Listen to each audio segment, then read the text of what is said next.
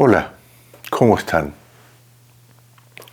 Hoy en Londres, el heroico presidente ucraniano Zelensky se reunió con los principales líderes europeos. También estaban representantes de Canadá y de Turquía. Canadá representada nada menos que por el primer ministro saliente Justin Trudeau. Ha sido una reunión histórica, muy importante, enormemente positiva. Me ha devuelto el alma al cuerpo. ¿Por qué? Porque ya sabemos que Ucrania no cuenta con Estados Unidos. Y ya sabemos que Europa tampoco cuenta con Estados Unidos, ¿verdad? De hecho, Elon Musk, que antes me caía tan bien y ahora me cae tan mal, hoy domingo 2 de marzo le ha dicho a Trump: a Estados Unidos le conviene retirarse de la OTAN, de la Alianza Atlántica, y también de Naciones Unidas. Me parece un pésimo consejo. A Estados Unidos, a Europa, al mundo libre, a la causa de la libertad, no les conviene que el gobierno de Trump ordene biliosamente que Estados Unidos se retira de la Alianza Atlántica, un tratado militar defensivo que se diseñó y se fundó precisamente para que los países más importantes del mundo libre frenaran la expansión rusa, que es lo que está ocurriendo hoy en el corazón de Europa, que Rusia quiere avanzar prepotentemente sobre países débiles como Ucrania. Pero las noticias que llegan desde Londres son alentadoras. El primer ministro británico, el profesoral señor Starmer, ha dicho, creo, lo más importante hoy. Ha dicho que Europa tiene que formar un ejército de voluntarios, una coalición de voluntarios, the coalition of the willing, y que esa coalición de voluntarios tiene que desplegar soldados en tierra dentro de Ucrania. Starmer ha prometido entonces botas en el terreno y aviones en los cielos. Ha prometido que el Reino Unido le dará a Ucrania los soldados que tan desesperadamente necesita y los aviones que tan urgentemente requiere para defenderse de la maléfica agresión rusa. También Starmer hoy ha anunciado que el Reino Unido le va a dar cuanto antes 5.000 misiles de defensa antiaérea a Ucrania. ¿Por qué Ucrania necesita esos misiles?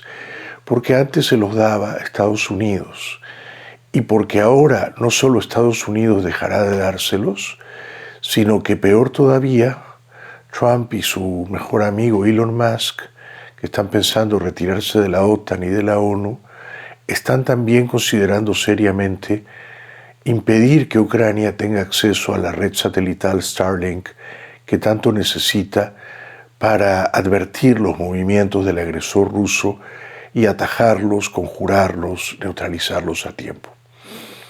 Starmer ha dicho también, y tiene toda la razón, que el plan de paz no lo puede imponer Estados Unidos conjuntamente con Rusia, humillando a Ucrania. Starmer ha propuesto un camino mucho más razonable, y es que el Reino Unido y Francia, junto con Ucrania, diseñen un plan de paz favorable a Ucrania y que luego ese plan de paz sea presentado al gobierno de Trump. Me parece una buena idea. ¿Por qué? Porque Starmer ha recordado lo que con vehemencia, con coraje, el señor Zelensky trató de decirles a Trump, a Vance y a Rubio el viernes en la Casa Blanca. Starmer ha recordado que en 2014 Rusia firmó un acuerdo, el acuerdo de Minsk, Y lo firmó con Francia y con el Reino Unido y con Ucrania, por el cual Rusia se comprometía a respetar las fronteras de Ucrania. Y luego incumplió groseramente dicho acuerdo, dicho tratado, y Rusia invadió Ucrania por primera vez en 2014, arrebatándole la península de Crimea, y Estados Unidos, Reino Unido, nadie hizo nada, nadie impidió esa primera invasión imperial del zar Putin. También ha hablado como corresponde el presidente francés Macron. Macron ha dicho algo muy importante, tratando de espabilar a Trump y a los suyos, ¿no? Macron ha dicho, esta no es una guerra entre Rusia y Ucrania. Esta no es una guerra que si Rusia gana, luego podría amenazar a Europa. Esta ya es una guerra, ha dicho Macron, entre Rusia y Europa. Putin está en guerra con Europa. Por lo tanto, Europa tiene que defender a Ucrania, porque en Ucrania se juega la libertad de ese país, pero también la libertad de Europa. Cosa que Trump, con toda su estulticia, con todas sus bravuconadas, no parece ser capaz de entender, ¿no es cierto? Entonces Macron ha dicho, ya Putin está en guerra con nosotros, con Europa. No podemos ignorar ese hecho trágico.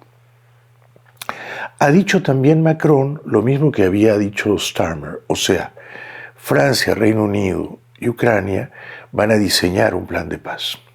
Pero ese plan de paz, ha advertido Macron, y tiene toda la razón, no puede partir de que Rusia se queda con todos los territorios ocupados como pretenden Trump y Putin.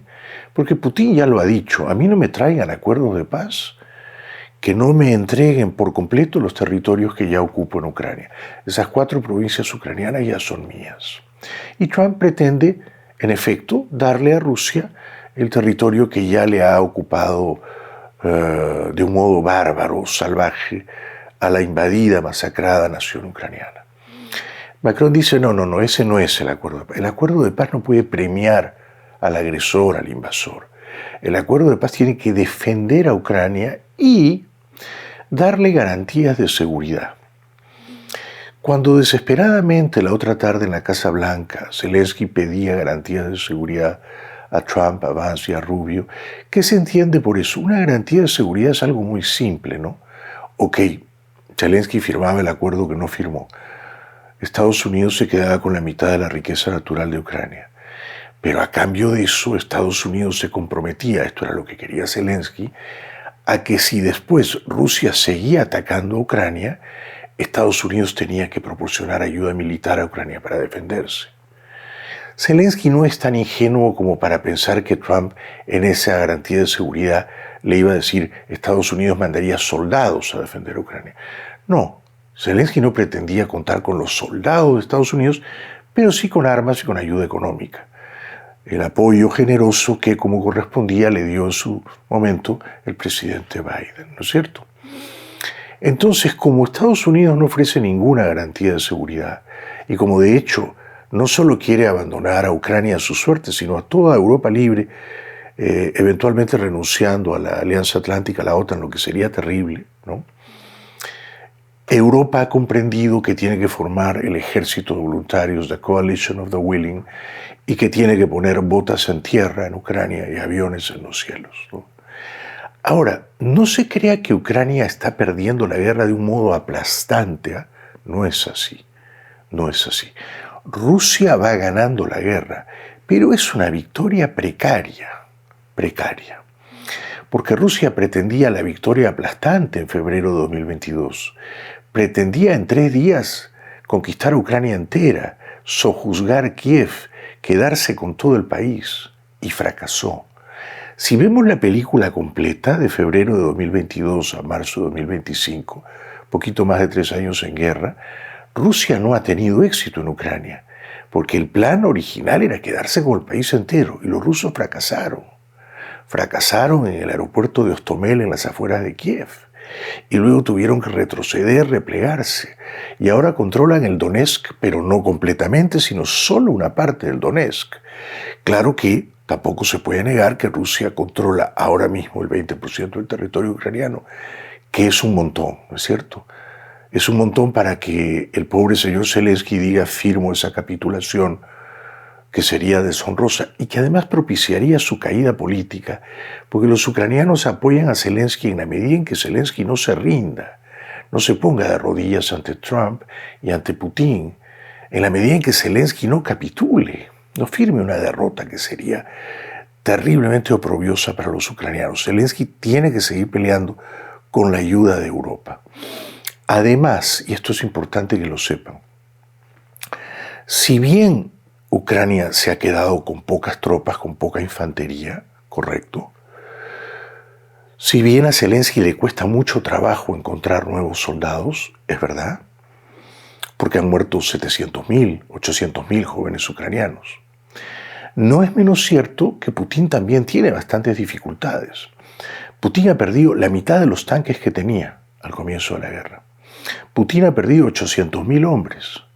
¿Por qué creen ustedes que Putin ha mandado al frente de batalla a norcoreanos, a mercenarios del grupo Wagner, a presos extraídos de las cárceles rusas? ¿Por qué? Porque no se estaba quedando él también sin soldados. ¿Y por qué creen que en los últimos, diría yo, 18 meses, en el último año y medio, Putin no ha avanzado más de donde ya está? Porque no puede avanzar más, porque Ucrania resiste con fiereza, con bravura y con eficacia. De manera que Rusia está ganando la guerra, pero no es una victoria aplastante ni definitiva, no lo es. Ucrania, además, ha escalado su producción bélica de una manera muy importante desde que comenzó la guerra. Ucrania ahora mismo está produciendo 30.000 millones de dólares en armas en el país. Ucrania produce 30.000 millones de dólares en armas en el país. Y el año pasado los ucranianos fueron capaces de producir 1,5 millones de drones. Rusia tiene que pedirle drones regalados a Irán o a China. Los ucranianos hacen sus propios drones y con esos drones han sido capaces de neutralizar bastante bien a los rusos. Así que Zelensky está en una posición efectivamente desventajosa o incómoda respecto de Rusia, pero no ha perdido la guerra todavía, no la ha perdido, ¿no? Por otra parte, hoy en Londres, Zelensky, que por cierto se ha reunido también en su residencia privada con el rey Carlos III, que le ha expresado todo su apoyo, lo mismo que el rey español Felipe VI, que ha pedido solidaridad y apoyo completos a Ucrania. Zelensky hoy ha revelado que él estaba dispuesto a firmar el acuerdo con Estados Unidos el viernes, después de la discusión, lo que yo les conté ayer. O sea, después de la discusión, porque Zelensky está acostumbrado a esas discusiones un tanto ásperas, un tanto violentas, ¿no? Es el líder de un país en guerra, ¿no? Y no está acostumbrado a elogiar a Putin, ¿no? ¿Lo odia? Claro que lo odia, yo también lo odio, ¿cómo no lo va a odiar? Putin ha destruido a Ucrania, ha matado a centenares de miles de ucranianos. Pero Zelensky hoy en Londres ha revelado que después de la pelea con Trump y con Vance, él estaba dispuesto a seguir la agenda del día, o sea, reunirse en privado, almorzar, dar la rueda de prensa, firmar el acuerdo. Él estaba dispuesto a firmar el acuerdo. ¿Por qué no lo firmó? Porque Marco Rubio le dijo, te vas en este momento, de inmediato. El presidente Trump no quiere que estés aquí en la Casa Blanca. Te vas. Y no vuelvas hasta que no estés dispuesto a aceptar un acuerdo de paz. Sí, pero no es lo mismo un acuerdo de paz que una rendición deshonrosa, ¿no? Lo que Rubio quiere es que Zelensky acepte no un acuerdo de paz justo, sino una rendición deshonrosa. Y Zelensky no puede, no debe hacerlo. Porque si lo hace, traiciona a su propio pueblo y ese pueblo ucraniano luego le pediría cuentas, ¿no? Y seguramente lo echaría del poder. Comprendan que Zelensky tiene que rendirse no a Rubio, a Vance, él tiene que deberse a su pueblo, ¿no? A quienes lo eligieron, a quienes le dieron un mandato sin saber que al elegirlo muy pronto Rusia invadiría Ucrania, ¿no? Por último, y para ir terminando,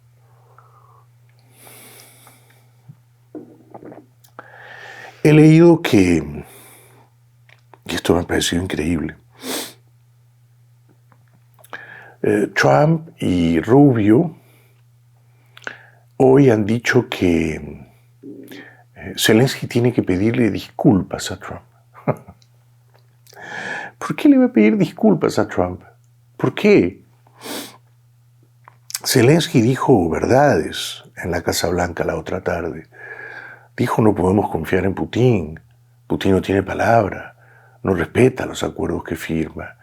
Dijo: Putin nos amenaza a nosotros los ucranianos, pero eventualmente también los puede amenazar a ustedes, ¿no? ¿Por qué va a pedir disculpas? Zelensky estaba tratando de encontrar un acuerdo justo con Estados Unidos. Estaba negociando. No se tenía que extender en el piso como una alfombra para que pasen sobre él y sobre Ucrania. ¿Por qué? Entonces, claro, Trump ha visto que estalla por los aires su supuesto plan de paz, ¿no? Trump cree que todo el mundo tiene que obedecerle y está equivocado, ¿no? Ya se dio cuenta con Egipto y con Jordania, ¿eh? Porque él dijo: bueno, los gazatíes se van a Egipto y a Jordania y yo voy a convencer a los jefes de Estado, o sea, al rey jordano y al mariscal egipcio y al Sisi, para que los reciban, 2 millones de gazatíes. No ocurrió. Al Sisi y el rey Abdalá II le dijeron a Trump: no lo vamos a hacer, no te vamos a obedecer, no vamos a recibir a los gazatíes. Que es lo mismo que está pasando ahora con Ucrania y con la Europa libre, ¿no? Trump cree que todo el mundo tiene que ponerse de rodillas ante él, besarle el anillo, decir: ¿dónde firmo, señor emperador? Usted me da las órdenes y yo soy su súbdito, su siervo. No, Trump no está tratando con los mayordomos de Mar-a-Lago, ¿no? Él está acostumbrado a dar órdenes, sí, como no, pero cuando trata con otros jefes de Estado, y Zelensky lo es, y es un jefe de Estado democrático, hay que guardar las formas y hay que respetar a los visitantes, ¿no? Lo que se hizo con Zelensky fue una absoluta indecencia, fue una absoluta indignidad. Zelensky no tiene por qué pedir disculpas públicas a Trump ni a nadie, y yo creo, si yo fuera Zelensky, que no le conviene volver a la Casa Blanca. 1. 2. No le conviene confiar en Trump. Y 3. No le conviene firmar el acuerdo económico con el gobierno de Trump. Esta es mi percepción. Si yo fuera Zelensky, diría: olvidémonos de Estados Unidos. Por supuesto, Trump ya hoy dio órdenes al Pentágono para que no mande una sola arma más a Ucrania, cuando ya ese paquete había sido aprobado antes, ¿no? Y se tenía que mandar sobre todo defensas antiaéreas por valor de más o menos $3.000 millones, pero ya Trump ha ordenado que no, ninguna ayuda más a Ucrania. Ok, si yo fuera Zelensky diría: no contemos con los estadounidenses ya para nada, ¿no? Y seguro que nos van a bloquear el acceso a la red satelital de Elon Musk, Starlink, pero contamos con The Coalition of the Willing, los franceses, los británicos, estos son sobre todo. ¿Qué pasa con España? No se van a animar, creo, a dar soldados en tierra, ¿eh? ¿Qué pasa con Italia de Meloni? Menos. ¿Qué pasa con Alemania? Y aquí sí voy terminando. El nuevo canciller alemán hoy en Londres ha expresado su completo respaldo a Zelensky, pero Alemania solo va a dar una ayuda en dinero, ¿no? Alemania es un país traumatizado por las guerras europeas del siglo pasado. Alemania no va a poner soldados en tierra en la coalición de los voluntarios en Ucrania, no. Dinero sí, pero soldados no. De hecho, he leído esto un tanto descorazonado.